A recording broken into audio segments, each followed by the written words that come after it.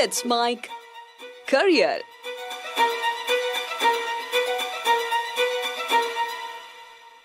आप में से बहुत सारे विद्यार्थी डॉक्टर बनने का सपना देखते हैं।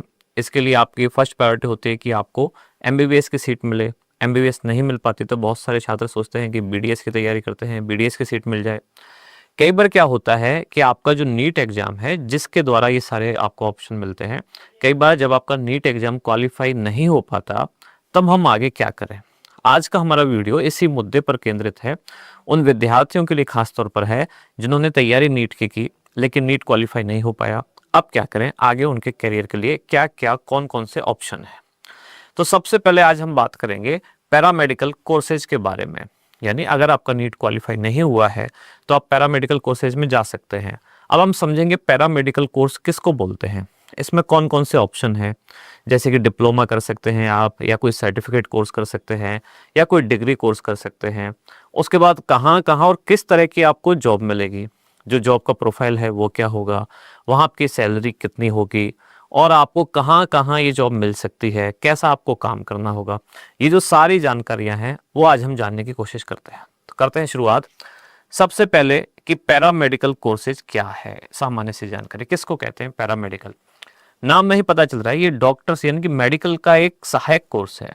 जो डॉक्टर या जो बड़े सर्जन हैं उनके आप कह सकते हैं कि असिस्टेंट के रूप में, सहायक के रूप में जो स्टाफ होता है वही स्टाफ कहलाता है पैरामेडिकल स्टाफ। अब पैरामेडिकल कोर्स के लिए भी यानी वो जो स्टाफ में लगे हुए लोग हैं उनको बनने के लिए एक पैरामेडिकल कोर्स करना होता है। अब ये 3 तरह का है। कौन सा 3 तरह का? एक है सर्टिफिकेट कोर्स, एक है डिप्लोमा कोर्स और तीसरा है डिग्री कोर्स। तीनों के बारे में जानते हैं।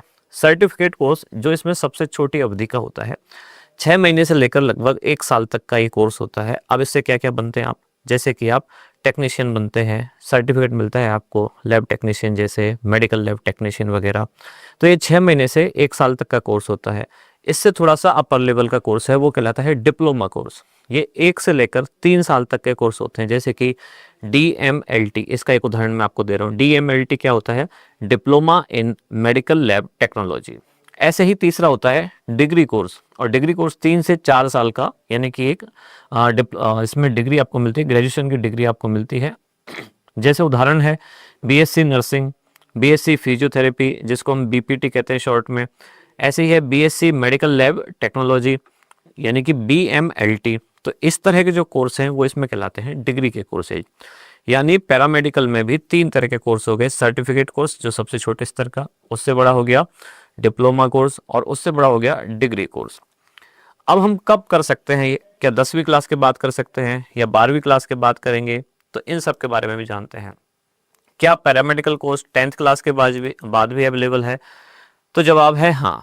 10वीं क्लास पास जो अभ्यर्थी हैं वो पैरामेडिकल कोर्स कर सकते हैं। कुछ कोर्स कर सकते हैं, सारे नहीं। जैसे कि कौन कौन से कोर्स आप कर सकते हैं और इसमें क्या क्या चाहिए? Certificate in general duty assistant यानी कि GDA, ये एक कोर्स है जो कि इसमें होता क्या है, काम क्या होता है? मरीजों की देखभाल करना और उनकी सहायता करना। एक तरह से नर्सिंग जैसा छोटा सा इसमें काम है। इस कोर्स की अवधि होती है 6 महीने से लेकर 12 महीने, यानी कि लगभग 1 साल तक का कोर्स है। ऐसा ही दूसरा होता है certificate in home health aide यानी कि HHA।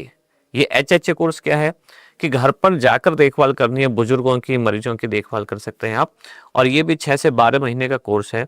अच्छा, इनकी फीस कितनी है एक और बात कर लेते हैं। पहले वाला जो कोर्स था यानी कि GDA, इसकी फीस होती है 10,000 से लेकर 50,000 रुपये। और दूसरा जो कोर्स है जिसका नाम है HHA, इसकी फीस होती है 6,000 रुपये से लेकर 50,000 रुपये।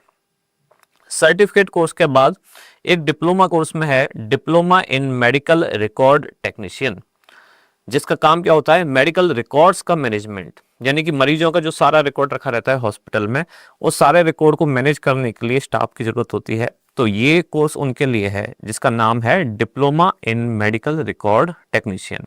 इस कोर्स की अवधि होती है 1 से लेकर 2 साल, और इसका शुल्क यानी कि फीस आपकी होती है 20,000 रुपये से लेकर 1 लाख रुपए तक। अब अगला सवाल कि ये कोर्स तो कर लिए, इसके बाद आगे करियर हमको क्या मिलेगा, स्कोप क्या है? तो इन कोर्सेज के बाद आपको अस्पतालों में, नर्सिंग होम में या प्राइवेट क्लिनिक में डॉक्टर के सहायक के रूप में एक नौकरी मिलती है, और शुरुआत में इनका जो वेतन है 15-20 हज़ार के रुपए के आसपास होता है। ये कोर्स मैं बात कर रहा हूँ जो 10th क्लास के बाद है। 12th किए बिना भी आप ये कर सकते हैं। लेकिन जिन्होंने 12th पास कर ली है, नीट की तैयारी कर रहे हैं और नीट की तैयारी में सफल नहीं हो पाए, अब अगला अटेम्प्ट नहीं देना चाह रहे, तब आप क्या कर सकते हैं? तो 12th क्लास के बाद 12th क्लास में सबसे पहले आपके पास फिजिक्स, केमिस्ट्री और बायोलॉजी होनी चाहिए, तो कॉमन सी बात है, तभी आप नीट देते हैं। और इसमें कम से कम आपके 50% अंक होने चाहिए। अब इसके बाद क्या क्या कर सकते हैं? सबसे पहला एक डिप्लोमा कोर्स है जिसका नाम है DMLT। DMLT क्या होता है? Diploma in medical lab technology. ये DMLT diploma in medical lab technology, जिसमें काम क्या होता है? ये बीमारियों के निदान के लिए लैब टेस्टिंग, यानी कि आप लैब में टेस्ट करते हैं कोई मरीज का कोई सैंपल वगैरह लेके, ब्लड सैंपल लेके या कोई और सैंपल, और उसमें आपको टेस्ट करना होता है कि इसमें कौन कौन सी बीमारी है, पेशेंट को कौन कौन सी बीमारी है। इस तरह का एक कोर्स है जिसकी अवधि होती है 2 साल, और इस कोर्स की फीस है 50,000 रुपये से लेकर 1.5 लाख रुपए तक। अगला डिप्लोमा कोर्स है जिसका नाम है diploma in medical imaging technology. Medical imaging में क्या होता है? जो आपने देखा होगा कई बार एक्सरे करवाने आप जाते हैं, या एक्सरे के अलावा बाकी जितनी भी जांच होती हैं जो इसमें करवाई जाती हैं, जैसे कि सीटी स्कैन करवानी है आपको, अल्ट्रासाउंड करवानी है, तो इन सबको जो ऑपरेट करते हैं वो कोर्स आपको पहले करना पड़ता है, वह वो सीखना होता है। तो उसके लिए कोर्स होता है diploma in medical imaging technology. 2 साल का एक कोर्स है और इसकी फीस है 50,000 रुपये से लेकर 1 लाख रुपए तक। अगला है डिप्लोमा इन डायलिसिस टेक्नीशियन। अब आपने सुना होगा किसी की किडनी फेल हो गई है या खराब हो गई है, अब आपने सुना होगा कि उसको डायलिसिस पे रखा हुआ है। अब ये डायलिसिस जो लोग कर रहे हैं, एक तो सीनियर डॉक्टर है ही, उसके साथ स्टाफ में जो लोग लगे हुए होते हैं, उनको ये डायलिसिस कोर्स करना पड़ता है। तो ये डिप्लोमा होता है इस फील्ड में, 2 साल का डिप्लोमा होता है, और इसके लिए फीस होती है 1 से 1.5 लाख रुपए। अगला है diploma in nursing care assistant. Nursing से समझ रहे हैं आप, मरीज की देखभाल, नर्सिंग केयर। तो यही इसमें काम है कि मरीजों की देखभाल करना और नर्सिंग सहायता करना। 2 साल का एक कोर्स है और इसकी फीस भी है 50,000 रुपये से लेकर 1 लाख रुपए के आसपास। अगला है diploma in optometry. Optic word जहाँ आता है यानी कि आंखों से संबंधित, तो ऑप्टोमेट्री यानी कि आंखों की देखभाल, जांच, उसमें जो डॉक्टर के सहायक हैं उनके लिए ये सर्टिफिकेट डिप्लोमा होता है। अवधि है इसकी लगभग 2 से 3 साल, और इसकी फीस होती है 10,000 रुपये से लेकर 2 लाख रुपए। अलग अलग जो इंस्टीट्यूट हैं, कुछ अलग अलग फीस हैं। जो अच्छे खासे इंस्टीट्यूट हैं उनकी 1 लाख से ऊपर है, बाकी कुछ लोअर कैटेगरी के हैं उनकी फीस कम है। अब इसमें तीसरा और जो सबसे बड़ा कोर्स है वो है अब डिग्री वाले कोर्स हम देखते हैं। सबसे पहले हमने सर्टिफिकेट कोर्स देखे जो कि 10th क्लास के बाद, फिर हमने डिप्लोमा कोर्स देखे जो कि 12th क्लास के बाद। अब हम देखते हैं इसमें डिग्री कोर्स। अब डिग्री कोर्स कौन कौन से हैं? सबसे पॉपुलर है BSc नर्सिंग। ये नर्सिंग में ग्रेजुएशन की डिग्री है, 4 साल की डिग्री होती है, और इसके लिए फीस अलग अलग संस्थान में अलग अलग है, यानी कि एक एवरेज है 50,000 रुपये से शुरू होकर 5 लाख रुपए तक जाती है। जैसे कॉलेज में आप एडमिशन लेते हो वैसी वहाँ की फीस है। BSc नर्सिंग के बाद दूसरा पॉपुलर कोर्स है, उसको कहते हैं BPT यानी कि बैचलर ऑफ फिजियोथेरेपी। फिजियोथेरेपी जैसे कि आजकल काफ़ी पॉपुलर एक ये सब्जेक्ट हो गया है फिजियोथेरेपी। फिजियोथेरेपिस्ट जैसे आपने क्रिकेट मैच में देखा होगा कि अचानक किसी खिलाड़ी को चोट लग गई या पैर में खिंचाव आ गया, मांसपेशियां एकदम से अकड़ गई, तो एक डॉक्टर भाग के आता है और उनके कुछ एक्सरसाइज करवाता है, पैर को ऐसे मुड़ा या हाथ को ऐसे सीधा किया, स्ट्रेचिंग करवाते हैं। दरअसल फिजियोथेरेपिस्ट का काम क्या है? बॉडी की जो आपकी मसल्स हैं या इसके अलावा बोन्स जो हैं, कहाँ कहाँ आपका पोस्चर गड़बड़ाने से या एक्सरसाइज की कमी से कहाँ कहाँ पेन हो जाता है, कोई नर्व में दिक्कत आ जाती है, तो वो एक्सरसाइज के माध्यम से ही आपकी बीमारियों को ठीक करते हैं। फिजियोथेरेपिस्ट का मुख्य रूप से यही काम है, सामान्य भाषा में समझा रहा हूँ मैं। तो फिजियोथेरेपिस्ट के लिए भी पहले कोर्स करना होता है। ऐसा नहीं कि कहीं से आप कोई भी नस दबा दें, कोई भी मसल मोड़ दी आपने, हम सब अपने आप में फिजियोथेरेपिस्ट बन जाते हैं। अगर किसी को परेशानी हो तो हम उसकी ही मसाज करने लग जाएंगे, पर इस चीज़ को समझना होता है, कहाँ कौन सी नर्व है, कहाँ कौन सी मसल्स है, कौन सी हमको दबानी है, कौन सी मोड़नी है, कितना उस पर प्रेशर लगाना है, किस मसल्स में खिंचाव है, तो कहाँ समस्या हो सकती है। इसके लिए एक टेक्निकल कोर्स करना पड़ता है जिसको कहते हैं BPT। इसकी अवधि होती है 4 साल। इसके लिए शुल्क होता है, यानी कि फीस 30,000 रुपये से लेके 1.5-2 लाख, कहीं कहीं 5 लाख, यानी कि कॉलेज के ऊपर डिपेंड करता है। बहुत अच्छे कॉलेज में 15 लाख रुपए तक भी इसकी फीस जाती है, डिपेंड करता है। इसके बाद अगला है BMLT। BMLT क्या है?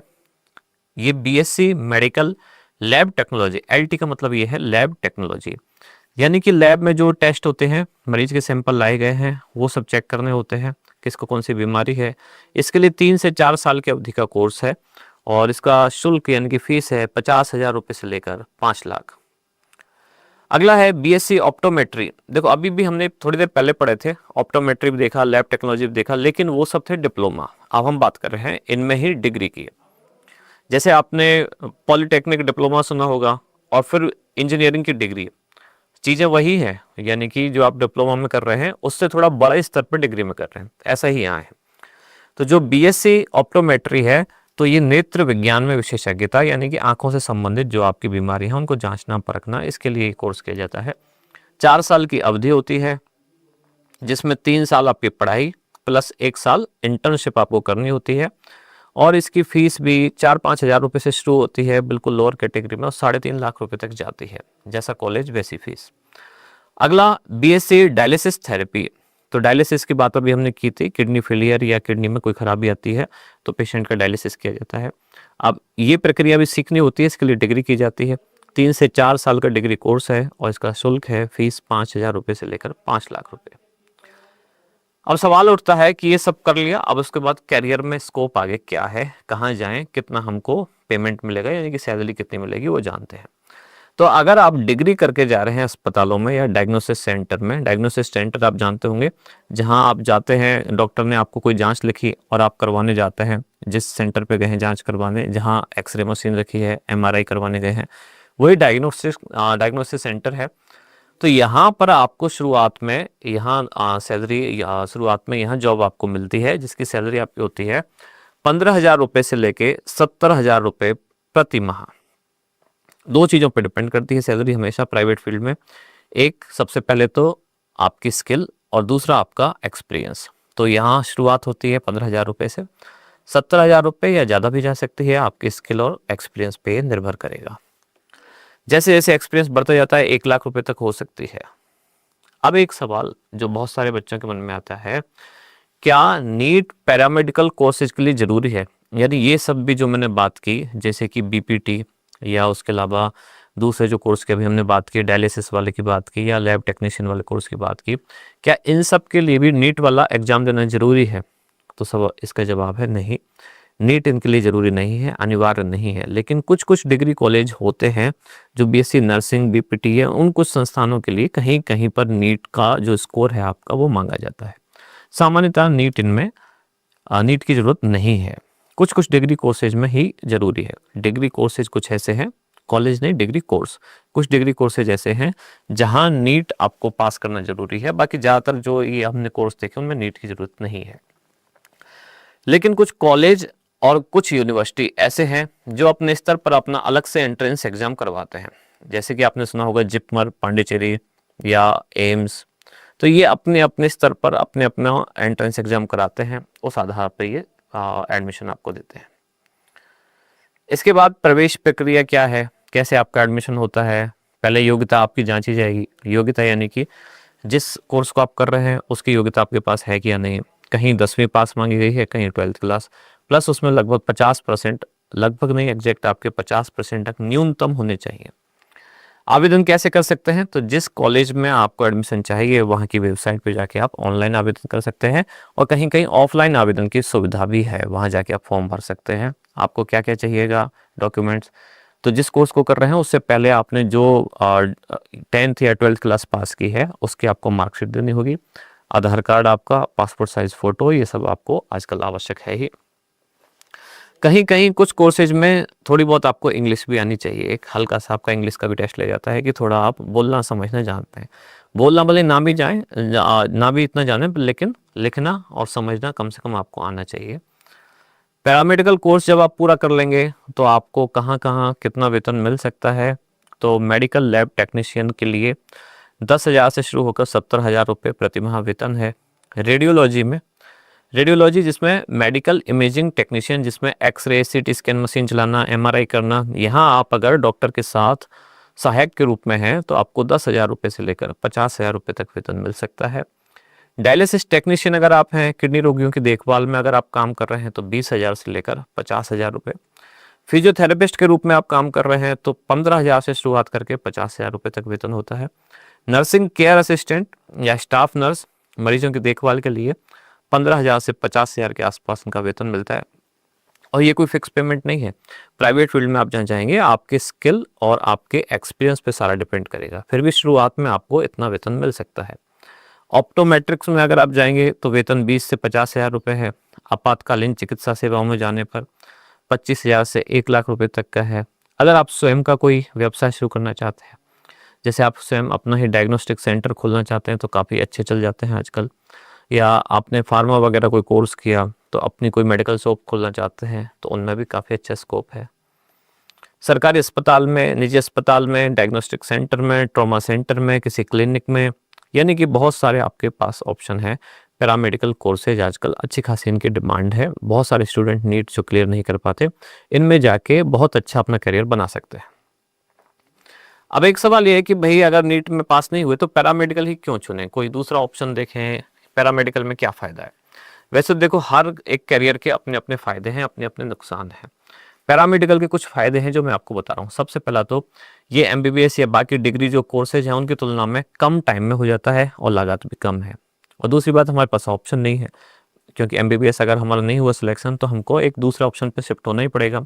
तो ये उससे कम समय मांगता है और इसमें फीस भी आपकी कम है। दूसरा, इसकी आजकल मांग बहुत है और आप जानते हैं कि पैसा डिमांड और सप्लाई के आधार पर ही काम करता है। जहाँ डिमांड ज़्यादा है वहाँ सप्लाई ज़्यादा होने लगेगी। यानी अगर इस फील्ड में मांग ज़्यादा है, आजकल आप देख रहे इतनी जनसंख्या जब बढ़ेगी, इतने सारे लोग बीमार होते ही रहते हैं। अभी कुछ भी चला तो पब्लिक बीमार होगी, कोविड जैसी महामारी आ गई तो रोगियों की संख्या तो लगातार बढ़नी ही है।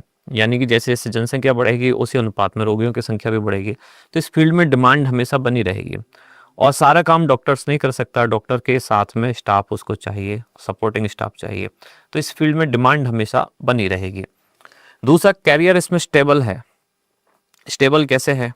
क्योंकि एक बार आपने ये स्किल सीखी है तो आपकी डिमांड हमेशा बनी रहेगी। आप अगर हो सकता है एक हॉस्पिटल छोड़ के दूसरे चले जाएं, पर ऐसा नहीं हो सकता कि आपको घर ही बैठा दिया जाए कि जैसे आप कोई मल्टीनेशनल कंपनी में काम करते थे और आपको कंपनी से निकाल दिया, अब आप बेरोजगार हो गए। यहाँ ऐसा नहीं है, क्योंकि आपने जो काम सीखा है वो स्किल हमेशा आपके साथ रहेगी।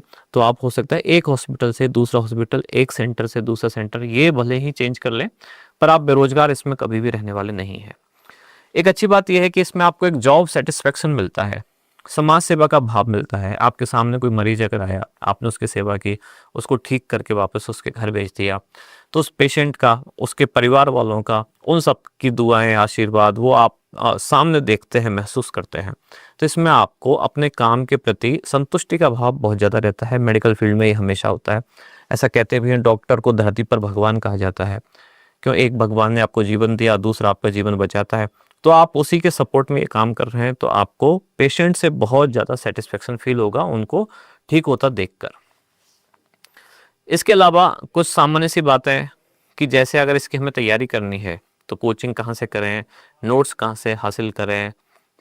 तो अगर आपको एनसीईआरटी की किताबों के आधार पर तैयारी करनी है तो एनसीईआरटी की वेबसाइट, और उन्होंने अपना एक पोर्टल लॉन्च किया है जिसका नाम है साथी पोर्टल, SATHEE साथी पोर्टल।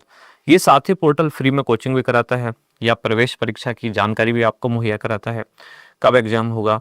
और एक खास बात यह है, आप चाहे कितना ही बड़े से बड़े कोचिंग संस्थान में चले जाएं, वहाँ जो आपको पढ़ाया जाएगा वो बेसिक एनसीईआरटी ही पढ़ाई जाती है।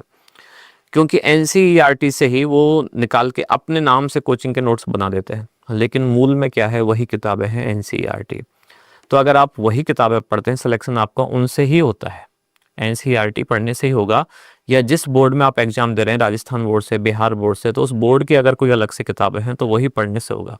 तो इसके लिए एनसीईआरटी ने ही अपना एक पोर्टल लॉन्च किया है, वो है साथी पोर्टल। तो अगर आप तैयारी करना चाहते हैं, पहले आप नीट की तैयारी कर चुके हैं, तो इसका मतलब काफ़ी कुछ कॉन्सेप्ट आपके क्लियर है। लेकिन बहुत से ऐसे भी स्टूडेंट हैं कि वो नीट में फेल होने के बाद यहाँ नहीं आते, वो ऑप्शन ही अपना पहला ये चुनते हैं, क्योंकि उनको लगता है कि नीट हमसे नहीं होगा तो हम शुरुआत में ही पैरामेडिकल कोर्स कर लेते हैं, तो उनके लिए भी बेहतर ऑप्शन है।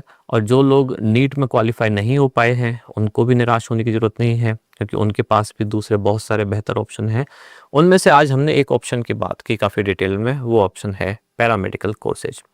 तो हमें उम्मीद है कि आपको हम सारी जानकारी दे पाए कि कोर्स कब करना है, कैसे करना है, सर्टिफिकेट कोर्स क्या है, डिप्लोमा कोर्स क्या है, डिग्री कोर्स क्या है, किस में कितनी फ़ीस मिलती है, नौकरी आपको कहाँ कहाँ मिल सकती है, और इसमें सैलरी कहाँ कितनी है, और इसकी तैयारी के लिए भी कौन सा पोर्टल है। हमें उम्मीद है वीडियो आपको पसंद आया होगा। कार्यक्रम में अंत तक जुड़े रहने के लिए धन्यवाद। आप सुन रहे थे let's mic more than radio. Follow कीजिए हमें हमारे सोशल मीडिया प्लेटफॉर्म्स पर। It's time for news. It's time for more than radio. Presenting the first radio news app, Let's Mic. Let's Mic, a news-based app on your phone where you get to watch and listen news, talk shows, interviews, radio show podcasts. On Let's Mic, you get all relevant information of TV, print, radio, podcast, and digital. Let's Mic talks about every segment of life.